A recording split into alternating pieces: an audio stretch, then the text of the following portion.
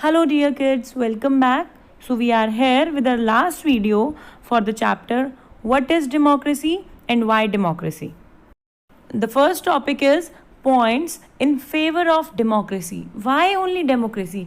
There is monarchy or also dictatorship also, but why we are preferring democracy? आपने इतनी सारी countries की story सुनी मुझसे अभी, चाइना, पाकिस्तान, जिम्बाब्वे, तो अभी डेमोक्रेसी ही फेवर कर रहे हो आप भी, है ना. तो देखो पॉइंट्स रीड करते हैं, क्लियर हो जाएगा. First point, it is more accountable form of government. Accountable क्या होता है? काम करके देना. फॉर एग्जाम्पल जैसे आपको आपका टीचर कोई काम देता है तो आप होमवर्क उन्हें करके ले जाके चेक कराते हो, तो जो आप उन्होंने कहा, ऑर्डर दिया और आपने किया. तो इसी तरह डेमोक्रेसी एक अकाउंटेबल गवर्नमेंट है कि हम लोग जो सरकार को कहते हैं, लोग जो कहते हैं अपने लीडर्स को, वो लीडर्स उनके लिए करते हैं. It improves the quality of decision making. Decision making की क्वालिटीज़ में अच्छी होती है, क्योंकि देखो हर किसी से सलाह लेके, एडवाइस लेकर ये डिसीजन लेती है ये गवर्नमेंट. फॉर एग्जांपल अगर प्राइम मिनिस्टर को कोई भी डिसीजन लेना है तो वो सबसे पहले डिस्ट्रिक्ट लेवल पे लोगों से पूछेंगे, विलेज लेवल पे पूछेंगे, पंचायत से, फिर डिस्ट्रिक्ट लेवल पे पूछेंगे, फिर स्टेट लेवल पर हेड से पूछेंगे, और फिर वो पूरे देश के लिए कोई एक डिसीजन लेंगे. तो स्टेप बाय स्टेप होता है, इसलिए डिसीजन मेकिंग अच्छा होता है. It provides a method to deal with difference and conflicts. जो हमारी कंट्री में लोगों के बीच में डिफरेंसेस और झगड़े हो रहे हैं, कॉन्फ्लिक्ट्स हो रहे हैं, तो एक मेथड देता है, एक तरीका बताता है प्रॉब्लम को सॉल्व करने का. फॉर एग्जांपल अभी किसी में कुछ बहुत गड़बड़ हो गई है, किसी की से लड़ाई हो गई, तो केस हो जाता है, केस फाइल करते हैं लोग, पुलिस में कंप्लेन कर सकते हैं. तो और जो जज होता है केस फाइल करने के बाद वो उनकी प्रॉब्लम को सॉल्व आउट करता है, और जो गलत होता है उसे पनिशमेंट मिलती है. तो इसीलिए मिस्टेक्स को करेक्ट करने का एक एरिया मिलता है. It allow us to correct the mistakes, so it is better than other form of government. इसीलिए ये बाकी सबसे बेटर है. It is considered the best form of government. ये एक्चुअली एक बेस्ट फॉर्म ऑफ गवर्नमेंट है. In it no one is a permanent winner और loser. For example हर किसी को चांस दिया जाता है. आफ्टर 4 और 5 ईयर्स इलेक्शंस होते हैं और सबको चांस दिया जाता है अपने आप को प्रूव करने का, why they are best candidate. तो कोई भी परमानेंट विनर नहीं रहता, हर साल एक ही पार्टी नहीं जीतती है, ठीक है. तो परमानेंट विनर या परमानेंट कोई लूजर नहीं होता.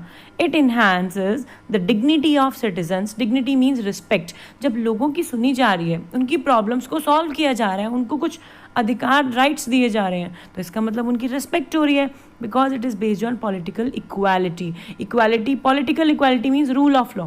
डेमोक्रेसी में रूल ऑफ लॉ फॉलो किया जाता है. वो क्या था कि वेदर रिच और poor all are equal before the law. कानून के सामने सब बराबर हैं.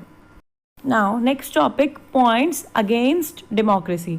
स्टूडेंट्स, हर एक चीज़ हमेशा बेस्ट तो नहीं रहेगी, कुछ ना कुछ तो उसमें लिमिटेशंस होंगी ही ना.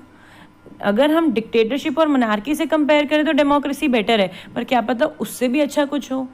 तो क्या कमियां, कुछ लिमिटेशंस डेमोक्रेसी में भी हैं, देखते हैं. Leaders keep changing in democracy, so it leads to instability. For example अगर हमारा हेड बार बार चेंज होता रहेगा तो वो हम हर हेड आके ना कुछ नए रूल्स बनाएगा, कुछ नए वेज ऑफ लिविंग देगा, तो हम कंफ्यूज हो जाएंगे, हम पहले वाला फॉलो करें या अब नया फॉलो करें. पहले कुछ था अब कुछ. तो हर आफ्टर 4-5 ईयर्स हमारे हेड्स चेंज होते रहेंगे, तो कहीं ना कहीं स्टेबल 2-3 एटलीस्ट 2 ईयर्स तो उसे पूरी कंट्री को समझने में लगेंगे, यहाँ की प्रॉब्लम्स को समझने में लगेंगे, और उसके बाद कुछ ईयर्स बाद वो फिर चेंज हो जाएगा. तो इंस्टेबिलिटी है डेमोक्रेसी में. It's all about political competition and political play. कौन विनर होता है? जो पॉलिटिकल कंपटीशन, यानी कि उस इलेक्शन वाले कंपटीशन को जो जीत गया वो विनर, जिसके पास पावर है, जैसे भी वो जीता तो जिसको वोट्स मिल गए वो जीत गया, अदर पार्टीज ऐसी रह जाती हैं. Many people have to consult in democracy, then it leads to delay. मैंने अभी वहाँ बेनिफिट्स में तो बताया कि डिसीजन मेकिंग अच्छी होती है, क्योंकि हर किसी से एडवाइस ली जाती है, विलेज में पंचायत से, फिर डिस्ट्रिक्ट मिनिस्टर से, फिर स्टेट मिनिस्टर से, चीफ मिनिस्टर जिसे कहते हैं, और फिर प्रेसिडेंट या प्राइम मिनिस्टर कोई डिसीजन लेते हैं. लेकिन इसमें टाइम कितना लग रहा है. अब कोई एक डिसीजन बहुत इमरजेंसी में लेना है तो उसके लिए पहले सबसे परमिशन लो कंट्री के लिए, है ना.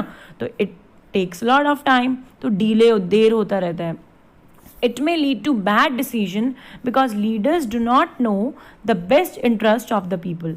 अब देखो हर बार एक नया लीडर आ रहा है. अब लीडर को हर एक लोगों की प्रॉब्लम का तो नहीं पता, कॉलोनी के हर एक, फैमिली की हर एक प्रॉब्लम की, मेंबर की क्या प्रॉब्लम है नहीं पता. तो अब वो किसी के लिए कुछ अच्छा डिसीजन होगा, किसी के लिए कुछ बैड डिसीजन होगा, है ना. तो इसीलिए सबके इंटरेस्ट की बात नहीं हो पाती. It includes electoral competition, so it leads to corruption. इसमें इलेक्शन में कंपटीशन होता है तो कहीं ना कहीं इनडायरेक्टली कुछ ना कुछ गलत तो होता है. कुछ कभी ना कोई पैसे दिए जाते हैं, पैसे दे के वोट्स मिल जाते हैं किसी पार्टी को, रिलीजन वाइज वोट्स मिल जाते हैं, कुछ फ्री गिफ्ट्स बांट दिए जाते हैं, ड्रिंक्स, शराब की बॉटल्स है ना, वाइन्स, बियर्स बांटी जाती हैं वोटिंग लेने के लिए. And at last common people do not know what और हु इज़ राइट और रॉन्ग. अब कॉमन पीपल के सामने हर 4 या 5 साल बाद एक नया लीडर आके खड़ा हो जाता है, तो उन्हें नहीं समझ में आता कि कौन सा लीडर बेस्ट था, कौन सा नहीं है. अब इतने सारे, और दूसरा इलेक्शन के टाइम पे इतने सारे कैंडिडेट होते हैं, सब कुछ अच्छा अच्छा ही प्रोमिस करते हैं, वो कंफ्यूज हो जाते हैं कि हमें किसे वोट देना चाहिए और किसे नहीं, क्योंकि उन्हें एक्चुअल में नहीं पता कि उनके लिए क्या सही है और क्या गलत. So it in this way democracy has some good points and it also has some limitations also.